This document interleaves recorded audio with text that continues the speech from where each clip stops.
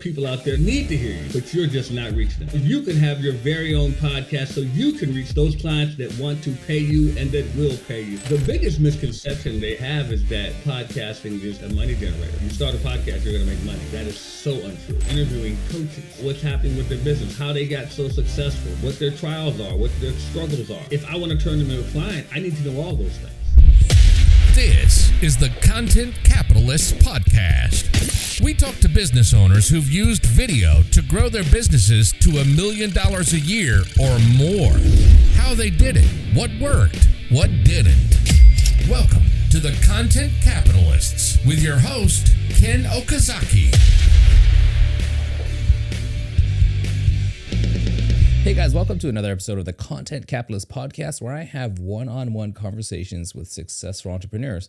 And we find out what they're doing that's working, especially when it comes to content creation. Now, we've got a treat today because usually we've got people who have businesses that are not necessarily centered around content creation, and they share with us how they're using content to leverage that to help their business. But today we've got someone special because content is his game. Content is his jam. Guys, I want you to welcome Dr. Barrett Matthews to the show. Welcome to the show, Barrett. Ken, thanks, man. It's a pleasure, buddy. How you doing? I'm doing good. Thank you so much. And I appreciate you spending your afternoon. It's my morning here in Tokyo, your afternoon/evening. But you know, this is the way it works.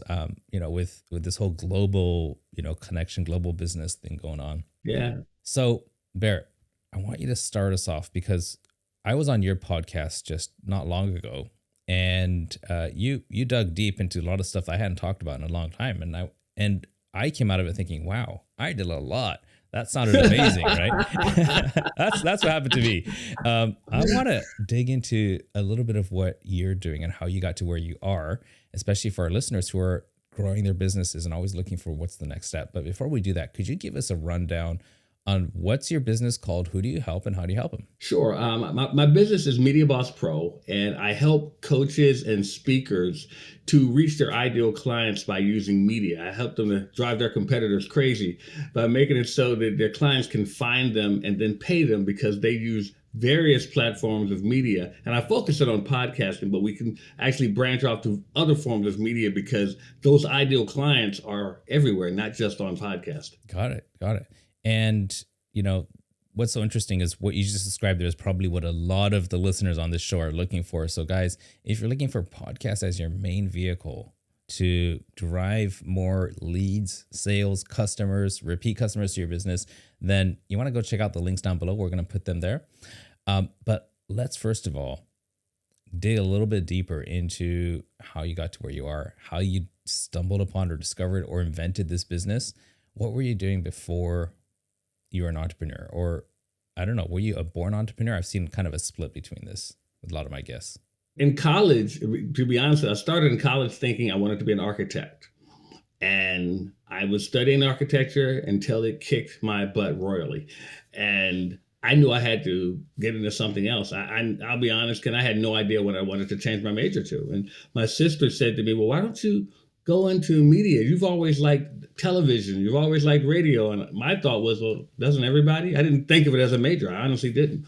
Then when I changed my major to mass media arts, I went to Hampton University and my grades shot up. I started having fun and it became seamless to me.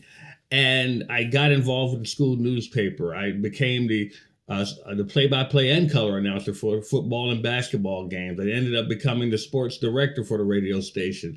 I actually started doing the sports casting on the news, and I hosted a post-game show and so forth. This was just what I did. It was fun. Then I did some internships outside of school, and one of the internships led me to a local TV station in Washington, D.C., and a gentleman took me under his wing, who many people, if you follow sports, James Brown, the sportscaster.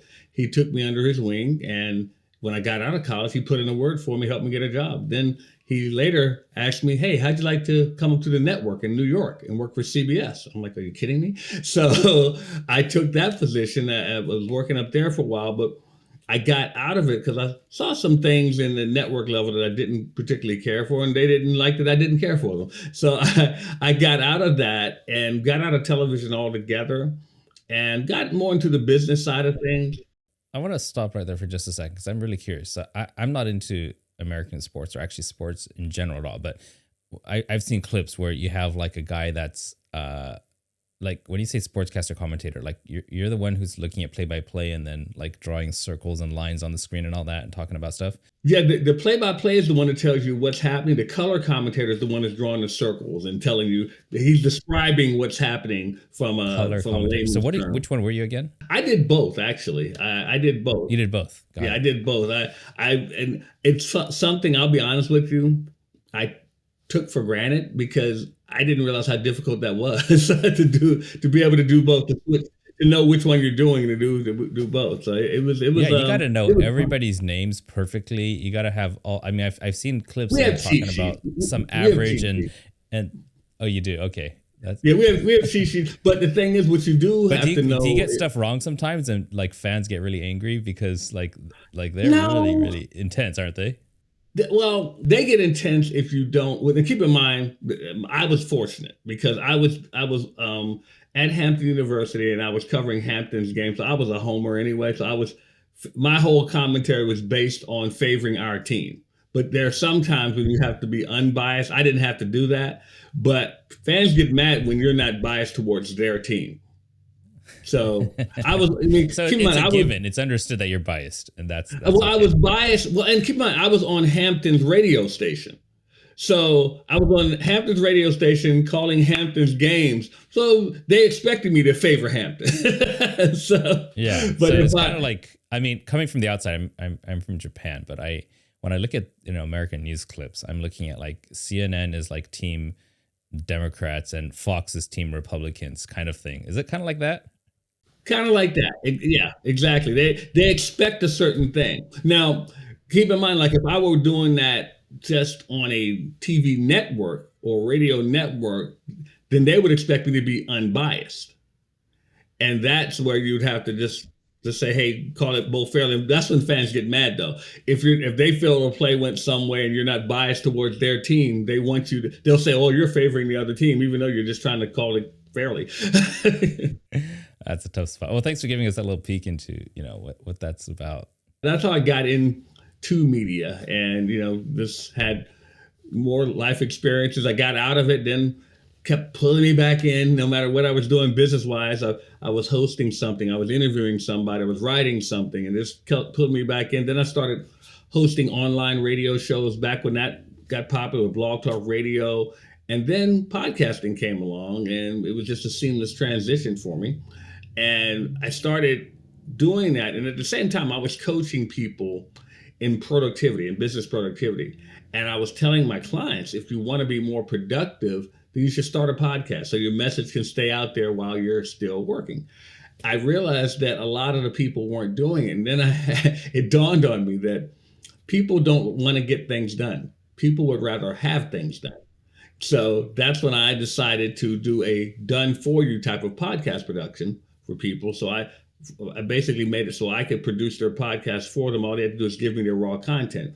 Then I started looking at more media, to television, to print. When you started producing people's podcasts for them, at this time, were you already an entrepreneur, like doing your own thing, or was this a side gig while you had a full-time job? Going back to when I was at CBS, I didn't delve into this earlier, but I saw an underbelly of things that I just didn't like. And like I said, they didn't like that I didn't like it, so they decided not to renew my contract. And so that's when I first got a taste of what it's like to actually be fired from a job.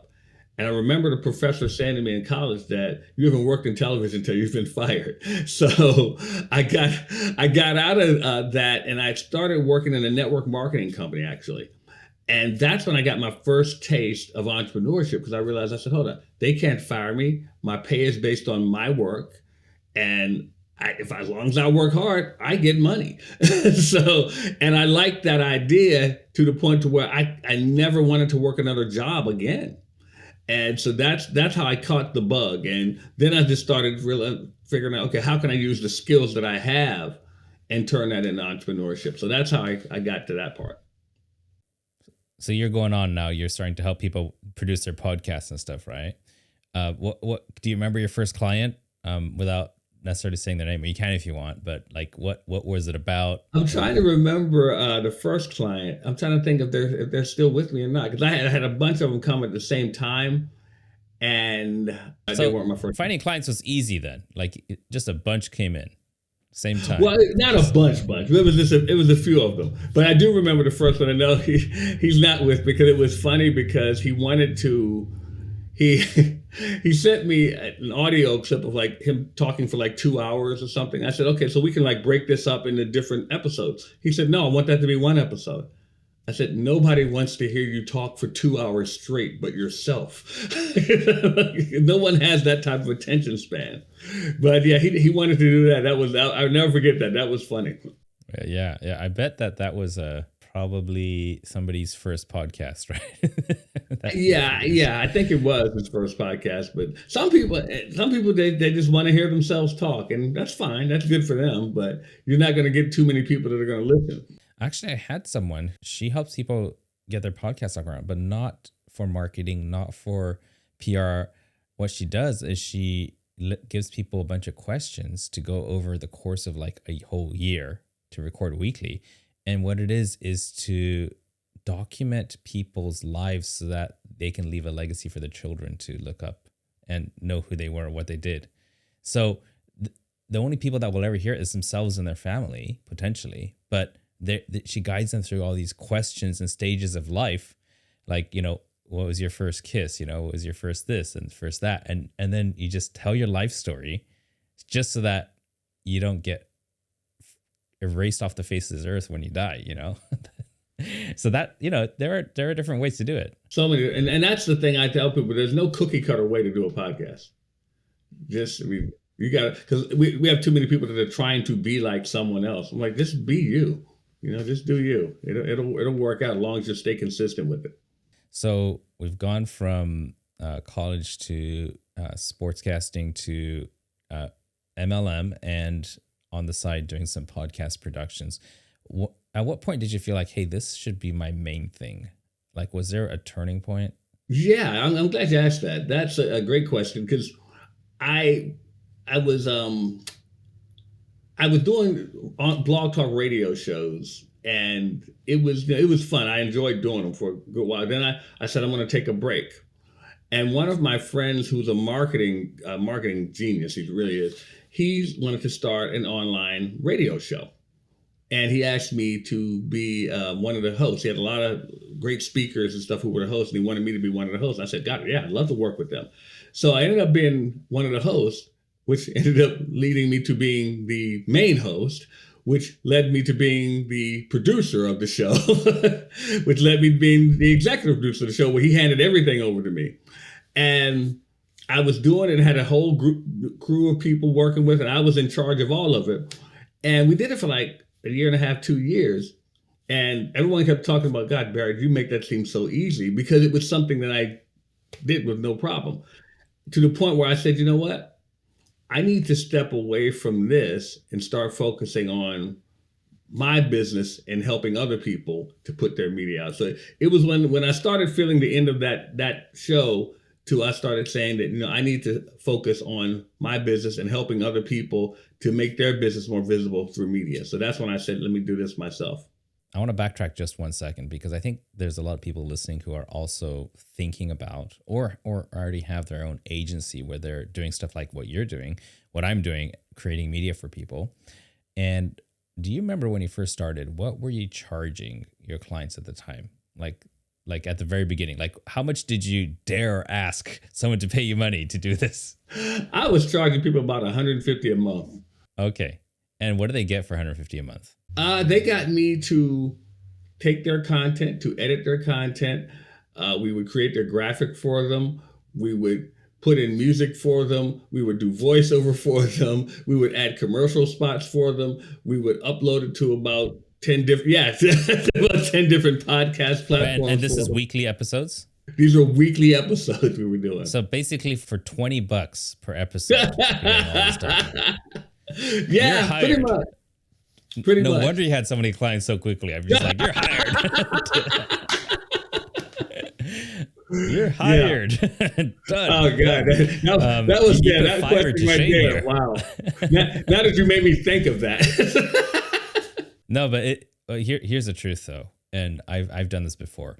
Is when you're starting, it doesn't matter what the first deal is. Get a deal, get some experience.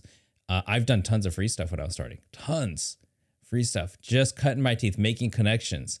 And when someone asks me, I get asked a lot. Like, I don't do this anymore, but I used to do this program where I'd go on site and shoot video for people. The program was called 52 and 2, shoot 52 videos in 2 days. And we charge, like $60,000 a day. And people are just like, how do you do that? How do you charge that much? I'm like, I started for free and I worked my way up. So, I think a lot of people, they look at their, chapter 1 was someone else's, last chapter or their advanced chapters. And they wonder, like, am I good enough? And it's like, start with whatever you can to get the first deal and then work your way up. And if you don't do that, if you want, you can't skip steps here. You just can't. You can't. You're absolutely right. And you gotta start somewhere. And once you get started and you realize, okay, not only can I get clients, but I'm good at this. Then you can start saying, okay, I need to raise my price. And actually, the people will tell you need to raise your price. What was funny though is I remember when I started, I raised it gradually to like, I think $250, and this lady asked me, well, do you have a special? And I'm like, yes, we do. It's 300. Yes, there you go. There you go. But it's just, and that's what I realized also, and this is very important, that when people start asking stuff like that, that's the wrong crowd for me. Because a lot of times we stay in a certain area and we don't move, we don't elevate ourselves when we should be. And I said, you know what? I got to get with a different group of people, because that's not the people that I need to be doing business with. Nothing against them personally. It's just that that's not where I need to be if I'm going to grow this business. I was watching the sales training just a little while ago. It was on YouTube. And this guy said that, he said this is one of the quickest ways to close a sale when you're haggling over price. He says his knee-jerk reaction every time someone asks him, hey, could you do it cheaper? He always says, no, but I could do it for more. And there's like, oh, it's okay. We'll go with that price. Like, and you got to have a certain relationship with the person you're having a conversation with, but it's just automatically, no, but I could do it for more. And they're just like, oh, no, we're good with exactly where it is right now. right. I mean, and look, it doesn't hurt them to ask. Yeah, it doesn't. No, you don't get offended, but you also, you know what you're worth, because you know what other people are paying. And you know what value you're bringing them because of the experience you have. And that's true. The value. There was a book. I don't know if you're familiar with the book, Book Yourself Solid. And the guy in the book, he says, when it comes to pricing yourself, you need to price it until it makes you uncomfortable. That's something that I haven't actually raised prices in a while. So maybe I should be thinking about that. And if you're listening, guys, then whatever the price is right now, it might go up. Oh, that's funny. Okay, so well, it's the truth that in business, if you're not raising your prices or increasing your client base, then there's something wrong, because inflation is devaluing your price every single year. It's like if you charge the $2,000 a month you're charging 5 years ago is worth more like $1,700 or $1,600 now. So you're actually getting less because everybody else is making more money to keep up with inflation. And you just have to keep, if you're not raising it by what's the average nowadays? 3% a year or something, 4%? Yeah, if you're not raising it by that much every single year, minimum, then you're losing money. The same paper dollar bill is worth less. And it's the minimum you have to do. And people get so offended, like, oh, my rent went up. It's just like, well, raise your prices, match the rent. That's it. Okay, let's look at what's going on right now. So, what's the name of your podcast again? Media Boss Podcast. Yes, so Media Boss Podcast, and I wanted you to say that because the word "boss" there implies that you got, you're the boss and you got stuff, or people working under you, or you're just really good at what you do. But I'm gonna use the other, like you got an organization, like you got your podcast going, and like how. if you're willing to share, like roughly how many clients are you helping with their podcasts? Well, first I want to address the name. The name is not really about me. Media Boss Podcast is actually about the client. What I want to do is get them to control their own media. When they can control their own media and have various media platforms putting their message out, that's when I consider them to be a media boss. It's not about me. Now, as far as my team, I have about 5 other people working with us to help us. Well, five to six, depending. I have them. Some of them are contracting, but we have doing different things. We have people doing graphics. We have people doing technology. We have people doing our messaging. We have people doing editing for video. People doing editing for audio. And a lot of different channels going on to make sure. We have people who help with Roku TV channels. We have people who we work with who do film production to help do documentary videos, people who help us with books, to help us with ebooks and so forth. So a lot of different people we have that can do different things. Got a pretty good team. Looking to get more clients so I can grow even more. And let's talk about your clients a bit. What's the primary occupation or business that is willing to come and pay you money to produce their podcast? Mostly coaches, business coaches who are looking to expand their reach. They're usually making 6 or 7 figures already, but they know that there are more people out there that they can reach. And they want to be able to do that, but they don't want to physically do the work. They'd rather have someone do it for them, because that's how they got to 6 and 7 figures anyway, because they realized how to delegate and how to get other people to handle the tasks that they don't necessarily know how or want to do. And are you seeing a pretty even split between male and female, or is it weighted in one direction? That's a good question. Mostly female. Really? Because they're just looking. A lot of them are realizing they just rather have someone do it for them. They don't want to learn it, and I think a lot of the males are like, hey, I want to give it a shot and see what I can do. But a lot of the females, they're just like, hey, if you can do this for me. I had one lady say, you had me it done for you.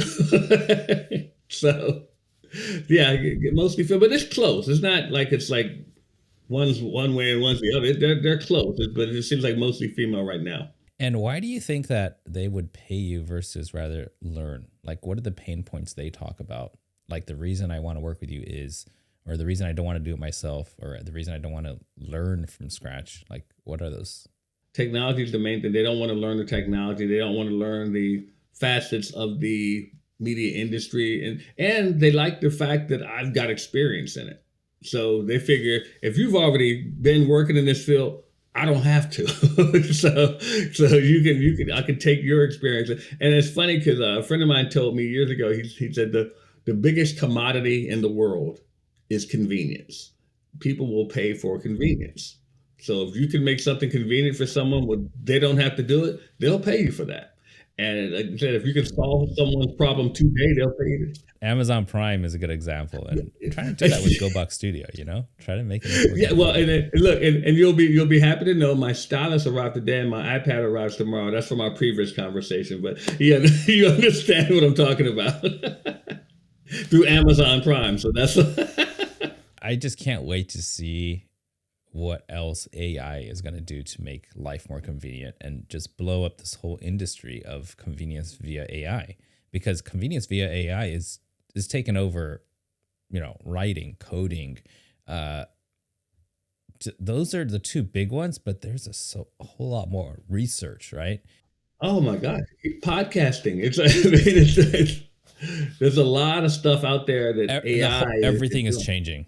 Everything is changing. It's just nuts. I was talking to my son. My son is he's like middle management inside of a pretty big brand company based out of the US, and he had to present when the CEO came by, and he was like, well, I had to, the day before I had to learn how to make this presentation to talk about the newest technology that we're implementing on all these websites. And he used ChatGPT to help just get all the material organized really, really quickly, and then just put some graphics behind it. Nowadays in Canva, a friend of mine was just showing me on Canva, they have pitch decks, right? But you could just literally say, make a pitch deck about why people should invest in hiring someone to do their podcast. And it will do the graphics and all the titles and all the pages. And you just go in there and edit and tweak stuff. It'll even find statistics from online with references and put them in there for you. And of course, you should check those. It's nuts. Like, it takes 5 seconds to make a 30-page pitch deck. And then you just go like imagine that you're like 80% of the effort is compiling the stuff, and then 20% is going in there and tweaking it, right? Nowadays, you just have to do the 20%. Well, it's funny because I went to a conference where I actually ran into you guys at the Podfest conference, where I ran into the GoBox studio, and there was a gentleman presenting, and he showed us that using AI, he wrote a children's book about a family of squirrels, and then he went to AI to animate the children's book. So he had a book just done on AI, just in a matter of minutes. Yeah, he did the right thing though when he actually had the book printed and he put on there this book was written by artificial intelligence. So he did do that. He didn't say he wrote it. There's someone's name out there whose the initials can be AI, like Alice Ingerson or something, Well, yeah, they might be able to make some money, like the former basketball player, Allen Iverson. But oh, there you go, Allen Iverson. There you go. That could be funny. All right, let's talk about right now with what you're doing for podcasting. Now, I was researching you just a little bit before this, and you have a lot to say about how to make podcasting profitable for business owners. We're gonna get there in a second, but before we do, tell me, what are the misconceptions people have about money and podcasts that you've seen over and over? Because I know you work with a lot of professionals. Yeah, the biggest misconception they have is that a podcasting is just a money generator. That you start a podcast, you're going to make money. I'm like, that is so untrue. Most podcasts, and when I say most, I'm talking like in the 90th percentile, do not make money. And people think it's just this big, because they see Joe Rogan out there and they think everybody can be like Joe Rogan. That's a rarity. that is an outlier. I mean, Joe Rogan was already a major celebrity before he started a podcast, and he just transported his fan base from one platform to another, and then kept growing because he's pretty good, and he talks about weird stuff that people are curious about. and like you said, he was a celebrity, but he was a celebrity in two realms. He had the comedy realm, and he also had the MMA realm. So he had two different realms of people that were following him as a host. So he had access to other A-line celebrities that he could bring on the show. So like he had a huge leg up, and he worked it. He played his cards really, really well.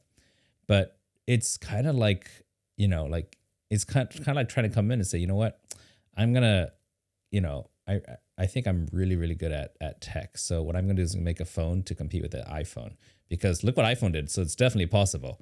Right. Technically possible.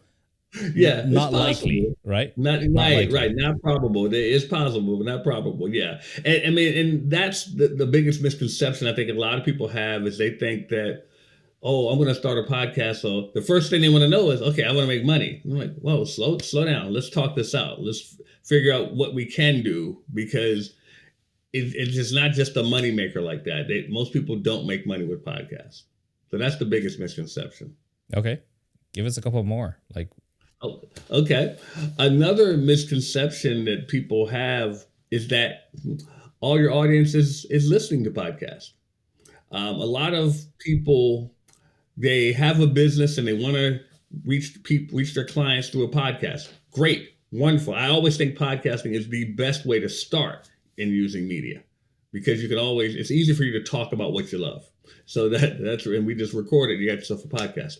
But that doesn't mean that everybody who wants to pay you listens to podcasts. But everybody consumes information through at least one form of media. So if you have a podcast and you're not, say like we're doing here, if you're not using video, you're missing that group of people that likes to watch stuff on video. If you don't take part of that transcript and turn it into maybe an ebook or a physical book, you're missing that group of people that likes to read. So there are different people out there that like different things. And a lot of people they do what I call ego-based marketing, meaning that they focus on the area that makes them comfortable and not what makes their audience comfortable. If your audience likes to read, and if you don't have it in a written form, you're missing them.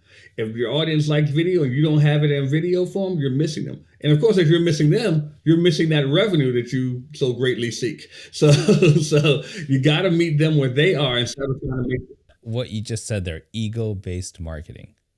Listeners, if there's one thing you remember from this, is look yourself in the mirror and ask, am I doing ego-based marketing?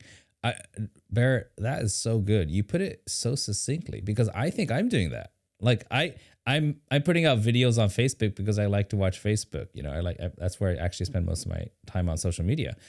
I started a podcast because I started listening to podcasts and I thought, oh, this is where my comfort zone. You know, I love podcasts, so I'm going to start podcasting. And I got to think about, where are my customers actually spending most. I haven't done that self-check in a while, you know, so I should go and research that again. I look at the comedian Kevin Hart, and I always say, I don't care if you think Kevin Hart is funny or not, you're not going to ignore him because he's everywhere. Kevin Hart is using all various forms of media to get his comedy, to get his message out there, because he wants to make it so he stays in your face no matter where you are, no matter what medium you're using. That's what I think business owners should be doing. Make sure you stay in their face. McDonald's doesn't come knock on your door and say, hey, come down, we got some Big Macs to sell you. McDonald's makes it so that when you want a Big Mac, you can find them. No matter where you are, you need to make it so people can find you instead of you going to look for them, which is another misconception. They tell us to find your avatar and go where they are. No, make it so your avatar can find you. If they're looking for what you offer, make it so they can find you. So those are the three of the things that I think that people really have misconceptions about. I've got a question. I'm kind of curious about this because I see like, there might be more, but I see like three main genres of podcasts. There's the highly produced drama, like narrative type of podcast, where it's like, you know, true crime or historical things, right? And then you got the ones where it's a monologue. There's one person just sharing, you know, whatever they want about their book, teaching stuff. And then the third one is like what we're having right now, conversations between people based around a certain theme.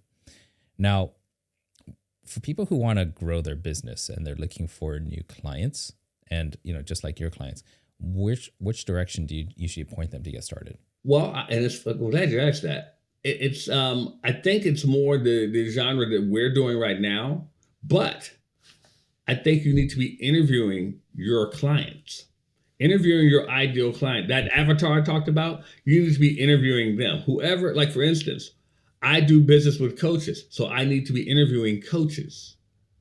Talk to them about what's happening with their business, how they got so successful, what their trials are, what their struggles are. Because if I want to turn them into a client, I need to know all those things.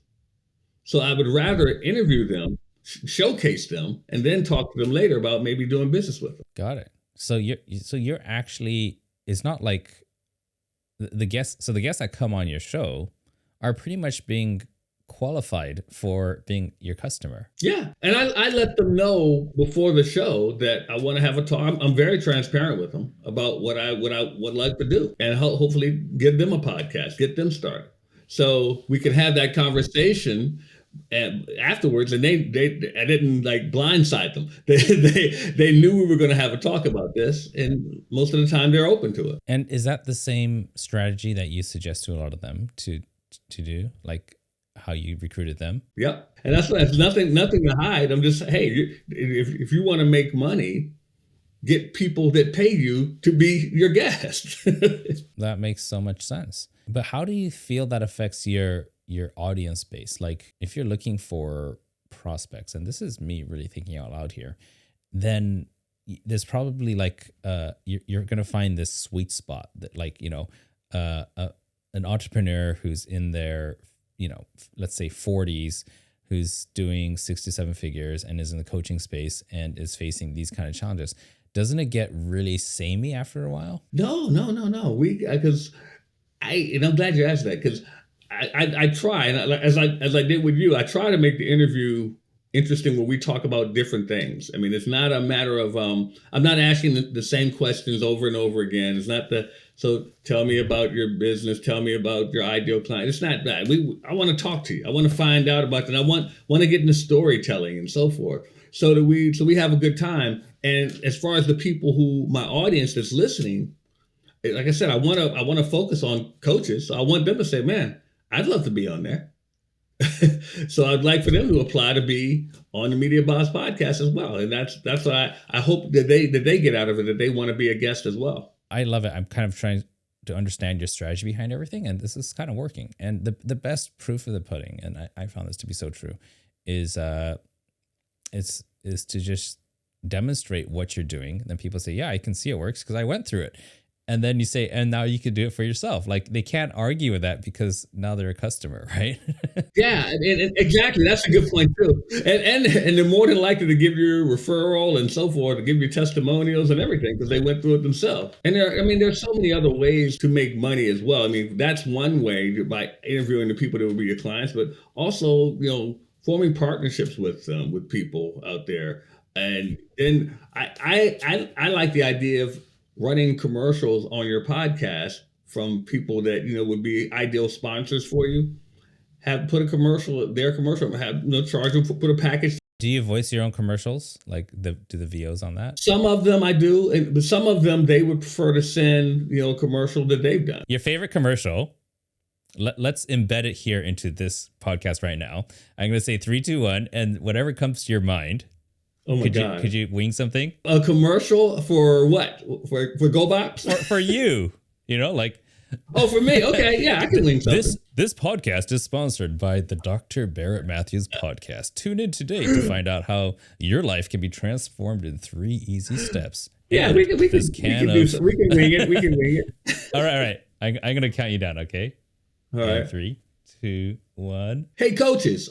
Are you a business coach out there that's making 6 and 7 figures, but you know that there are people out there that want to hear you, that need to hear you, but you're just not reaching them? Well, check out the Media Boss podcast. Dr. Barrett Matthews is interviewing people just like you to help you to get your message to more people, and he will show you how you can have your very own podcast so you can reach those clients that want to pay you and that will pay you. Check out Dr. Barrett Matthews at the Media Boss Pro, where he can get you on the Media Boss podcast today. Nailed it. Dude, that was so good. That was tight. Thank you. Pauses. Thank you. Every word rolled off your tongue. Good job on that. I love you, Ken, man. You're so much fun. No, that was good. Thank you, man. And you just got a free, ad in my podcast. That's the very first sponsored message. Well, there you in go. My podcast. Well, I'm glad I didn't rub it up then, huh? Now I'm thinking about I should record a few things like that and put them all over my podcast. Funny, Ken, because I get that question from people. They say, "Well, can I do promote my business on my podcast?" I'm like, "You better."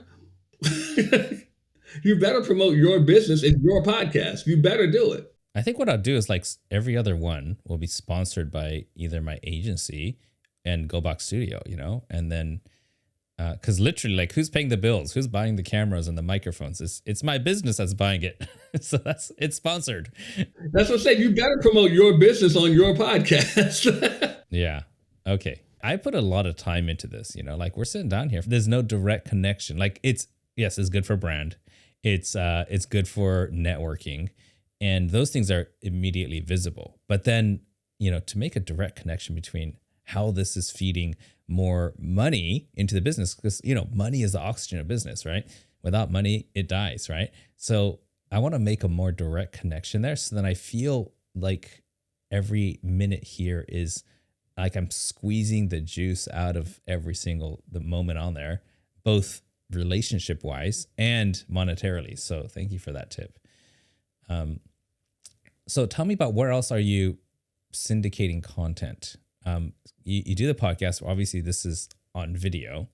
And then you mentioned making short clips and stuff. But where is this going, and how are you cutting it up? How do you pick the, what goes where? Well, yeah, we're putting the short clips, of course, like on and we're starting to do more vertical video because that's become more popular with the TikTok crowd and the Instagram crowd. They want to see more vertical video.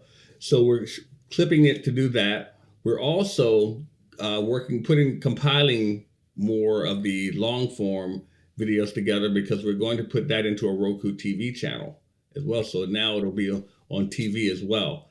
And of course, we have the podcast. The podcast is going out to about 10 to 12 different podcast sites. So it's going all over the world. One of the cool things that we have our podcast on Audible, because a lot of people listen to their books on Audible. So we have our podcast on Audible, which is cool because that's one of the things that some of my clients were just so excited about, that they can get their podcast on Audible because they pay attention to that as well. That's nice. And what service do you use to, like, I use Buzzsprout, and I don't know if they plug into Audible. Do you use a certain syndication site? I use Podetize. And they plug into... Yeah, they put it. Well, here's the thing about Audible. It's really just what is it? It's just Amazon, really. It's really just Amazon. So if you put it up on Amazon, it'll go out on Audible. And the cool thing, with that, like Podetize will do it. I just tell them, hey, I need to syndicate this out to all of these different platforms, and they'll take care of it for me. And so yeah, that's it's cool. It's not as known as many of the other ones, but I happen to know the owners. I used to be with them in CEO space, and I knew them when they first started this hosting site. So I said, hey, well, I used to be with Podbean, and I said, well, I like Podbean, but I actually know these people. And so if I need anything, I can go to them. I can pick up the phone and call them directly. So that that goes a long way when you're trying to get stuff done. And so that's what I do that. But also one of the things that we do with my content, I have ebooks that go out. So I take some of my podcast content and I turn it into an ebook, turn it into more of a literary form, and put it in an ebook so I can go out that way. And also put it in a blog, and then we can also, depending on how much we took one of my seasons and turned it into a full book. I'm going to get it printed up, make it more like a coffee table book. So each episode has its own page in the book, so that it can showcase that particular guest that I had on the show. Yeah, could you put it like a QR code in the corner of each one so they can like listen to that one? Thank you for that idea. Now I'm going to do that. It's just like, or it can be just like the highlights of that, just like they scan it, then they hear, like what are what's that's the a great idea. This is why I talk to brilliant people for half an hour, right? Hey, that's why I talk to brilliant people like you, man. You give me great ideas like that. They're making this new technology now, where it's any image, any picture can be registered as a QR code. So you know how QR code, they have a configuration of black and white dots, squares, and they're arranged a certain way. Now you could take the image, right? And that image, it'll scan like basically it could recognize that image anywhere. And right now it's limited to special apps that you have to have. Just like in the beginning, QR codes, you had to download a QR code app. But now it's built into all the cameras. Now they're going to have us that a picture, like you don't see a code anywhere, it just looks like a regular picture, but you point a camera at it, just like a QR code, boop, it pops up and you could click on something and it will take you somewhere. And that's coming up really soon. And that's exciting to me because now the QR codes are invisible. What's scary is the next logical step is that, and I can see this coming, is it's going to be your face. Someone points at the camera at your face, and then, a little, tap, and then hopefully you don't have a criminal record. Otherwise, they'll find out right away. Someone walks up to you with a camera. I think governments like China are already doing that, like at airports or all public areas, they just scan people's faces and all their profiles are there. So it's just needs to be miniaturized. That's a whole nother conversation, nother conversation. So I got to wrap this up soon, but real quick, tell us if somebody wants to work with you. First, tell us, like, what do they need to, what kind of person is the best? Like you described it in a roundabout way, but describe that person again. What kind of person should be reaching out to you for help? The 6 and 7 figure coaches, you've reached some success, but that there's a wider audience out there. That you haven't stopped reaching people, but you just don't know how to reach them. And what you want to do is get some help in doing that. That media can help you, but you just don't know what to do or how to do it. Contact me, because that's what we do. Perfect. And what kind of people should not be reaching out to you? Well, you don't want to get your calendar booked up with, people who are tire kickers, right? Or honestly, good people, but it's the wrong time, The people that think they have it all figured out, the people who don't want to invest in their business, and the people who I would say feel that they have reached their audience, the peak of their audience, and there's no more out there for them. I don't think there's many people like that. So I think you got a good audience. Hopefully. There. Let's talk a little bit about future. Right now, you've got a good thing going, right? Mm-hmm. Do you see yourself shifting into another arena, expanding into a different industry or audience? I see my podcast being to the point where I'm not even doing the interviews, where I have other people doing the interviews because people just want to be on the show that much.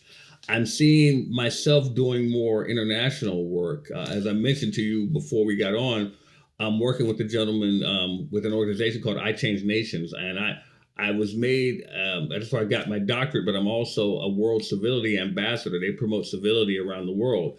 And I was tasked by the leader of this organization, Dr. Clyde Rivers, to actually put together what we call a Media Monarch program, where we go to different countries and show them how to put together media and to do it without using so much propaganda.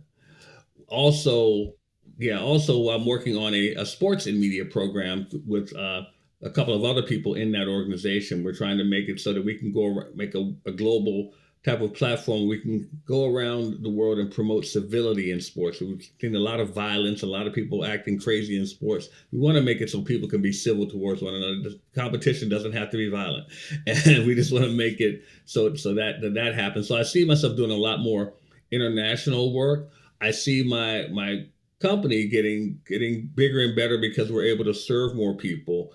And I see different products coming out. I'm working on a webinar right now. I'm working on a mastermind and an inner circle group for some people who really want to dig deep into media for their business.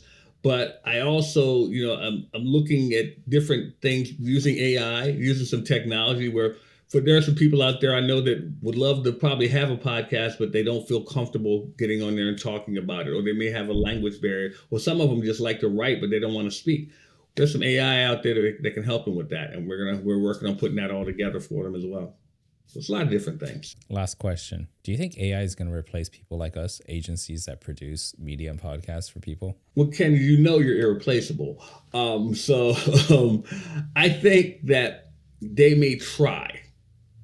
I don't think it can actually replace us. There's going to be attempts to make it so that AI can do a lot of things that people aren't doing or can't do, but you can never replace human beings. I just don't think it's like the Terminator or the Matrix. I'm like, in the end, there's always going to be human beings there, and so I don't think it can replace it. But I think there will be a lot of attempts to do so. Here's my thoughts on that: is every major advancement in technology has replaced humans in one way or another, but it's only replaced the rote task things, right? And up until now, it's the first time that's kind of jumped that barrier, and it's gone not from rote tasks but to actual creative stuff. But what's happening is, okay, let's just say, for example, like working the fields and the farms, right? And then these big, huge industrial machines came, and one machine does the work of 200 people, right? So 200 people out of jobs. But then what happens? All those people, instead of humans are creative, we find things to do. So would you rather be out in the fields picking corn, or would you be out, like to go further your education and then research how to make better corn? That's what's happening, right? Or become a school teacher. Like, there's so many better things. Now, if those things get taken away, what happens is, with AI advancing, humans just go further and further up the chain of creativity. We can focus on even more creative things because we're not stuck in the mundane. You hit on something. You said humans are creative. Humans are also lazy.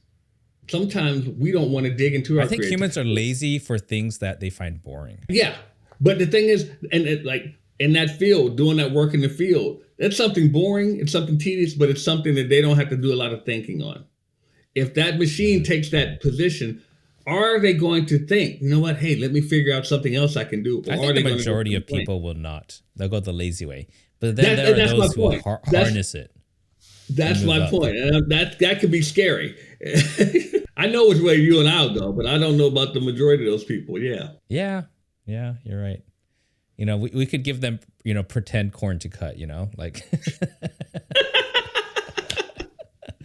They're probably you know, always like staring at the grocery nowadays, stores anyway. it's true. Like in the US, there's no like, you know, the US is not fighting a war. So what is everybody all over the world? We pretend fight wars. We get on our games and we shoot each other with pretend guns, right? You know, like, you know, we don't have to go dig into the ground for shelter. So we pretend to do that on Minecraft, you know? We don't, you know, like the stuff that like there is a human need to do stuff. And that urge is satisfied with games nowadays. We just have to pretend we're doing it and we're happy. You're right. I just haven't gotten into that part yet. I'm mostly in the creative space. Like if I'm not creating something new that no one's done before, then life gets pretty boring fast. So that's me. I like creating. I always, not to get spiritual on you, but I always, like a friend of mine, he said, like, if you go into the Bible, the first words are God created. In the beginning, God created. So if we're in his image, that's what we're supposed to be doing. We're supposed to be creating. So just do what you're supposed to do. And like you said, you feel you feel like you are yourself when you're creating. That's when I come alive. Yeah, we're supposed to create. It's fun. I really love creating things. All right, Dr. Barrett Matthews, let me do my best to wrap this up. I had a lot of fun speaking. Me too, guys, man. Thanks. if you enjoyed listening this far to the end, or if you're watching this, and congratulations to you too, that must mean, and that tells me that there was something about Dr. Barrett Matthews that spoke to you, that maybe it was his personality, maybe it was something he said that was impactful to you. Whatever it was, you watched to the end for a reason. So what I want you to do is go to the links down below. You can find his podcast, his websites, or anything else that he talked about here. The links will be below in the show notes, or if you're on YouTube, then check out the description. That's it for now. Otherwise, I will see you next time.